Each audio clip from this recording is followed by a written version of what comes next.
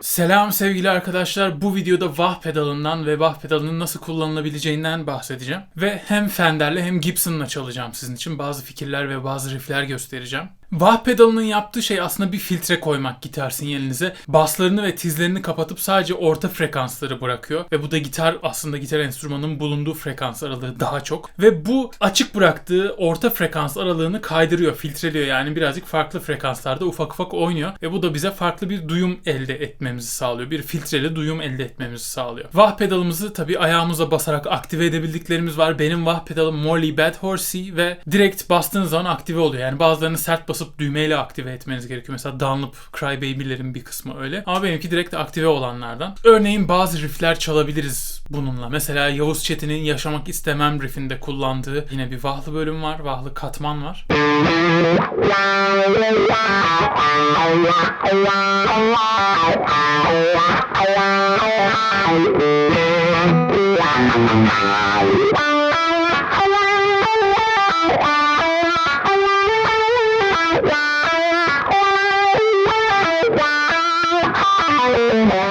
Ve bu katmanın yanı sıra bir akor vurup orada daha yaratıcı bir Wah kullanımı yapıyor. Yani Wah'ı sadece bas çek, yani ritmik olarak basıp çekmek dışında 8'lik ya da 16'lık nota gibi, ki burada 8'lik nota shuffle ritminde basıp çekmek yerine mesela daha yaratıcı bir melodiyle kullanıyor. Ona bir bakalım.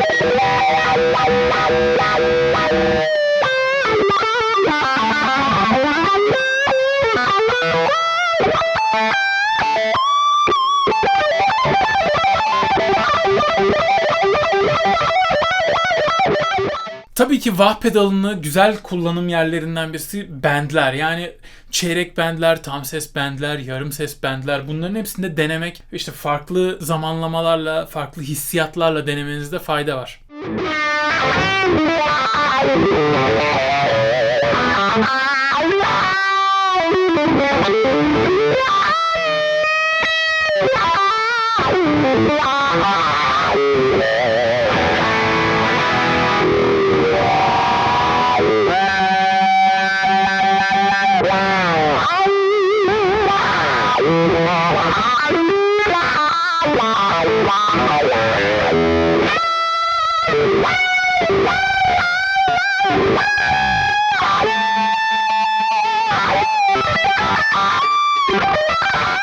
Elbette sololarımızın işte bendlerimize göre yapacağımız filtreyi açıp kapama, bu tarz örnekler oluyor. İşte hızlı sololarda çok güzel duyulabiliyor. Tabii ki birazcık takılmak, daha yaratıcı şeyler denemek, Wah pedalıyla farklı ritimler, farklı açıp kapama şekilleri denemek bizim elimizde.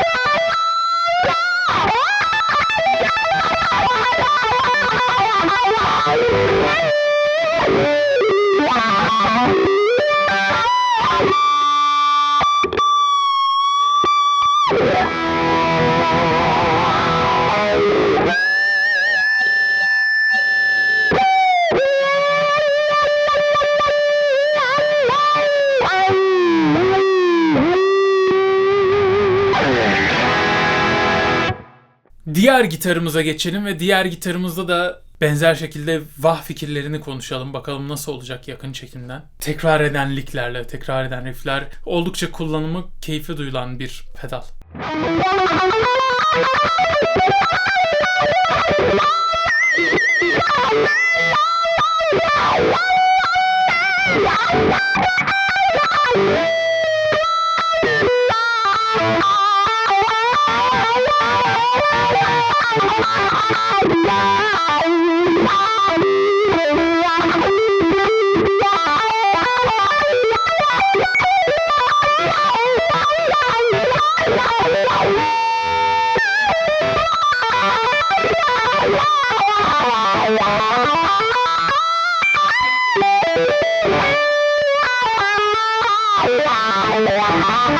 Tekrar eden licklerin yanı sıra tapping, legato gibi tekniklerde de çok güzel duyuluyor. Hızlı çaldığımız tekniklerde ve bağlı çaldığımız tekniklerde Vah pedalıyla bir filtre koymak Steve Vai'nin çok kullandığı veya o tarz gitaristlerin çok kullandığı bir numara. Mesela Whitesnake'in Fool for Your Lovin' solosunda çok belirgin bir bölüm var bununla alakalı. Orayı dinleyebilirsiniz.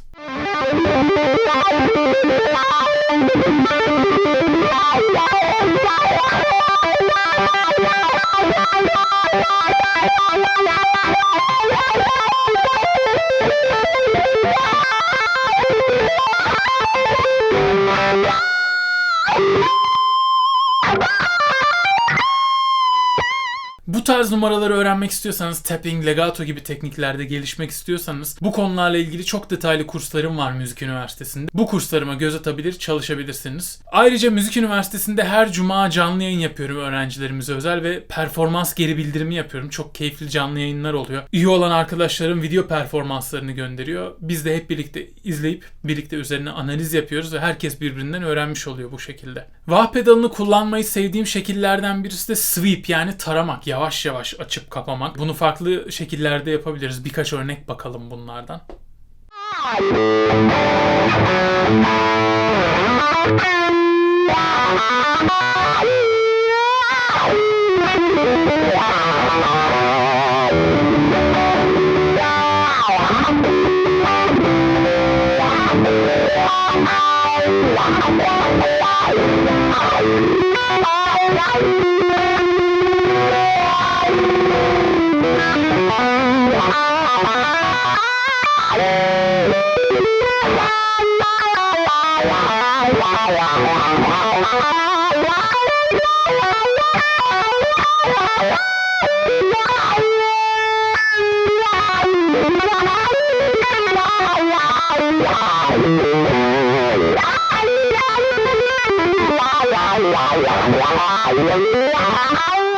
Sizce hangi gitarla daha keyifli oldu Wah pedalını kullanmak? Gibson Les Paul'le mi yoksa Fender Standard Stratocaster mı? Hangisi daha çok hoşunuza gitti? Yorumlara yazabilirsiniz. Video hoşunuza gittiyse beğenerek destek olmayı unutmayın. Kanalıma henüz abone değilseniz abone olup bildirim zilini açabilirsiniz. Böylece yaptığım bütün videolardan anında haberdar olabilirsiniz. Instagram kullanan arkadaşlarım beni Instagram'da takip edebilir. Hesabım Deniz Simon Rock. Eğer gitarist olarak gelişmek, daha iyi müzik öğrenmek, müzik prodüksiyonu öğrenmek istiyorsanız Müzik Üniversitesi'nde oluşturduğum kurslara göz atabilirsiniz.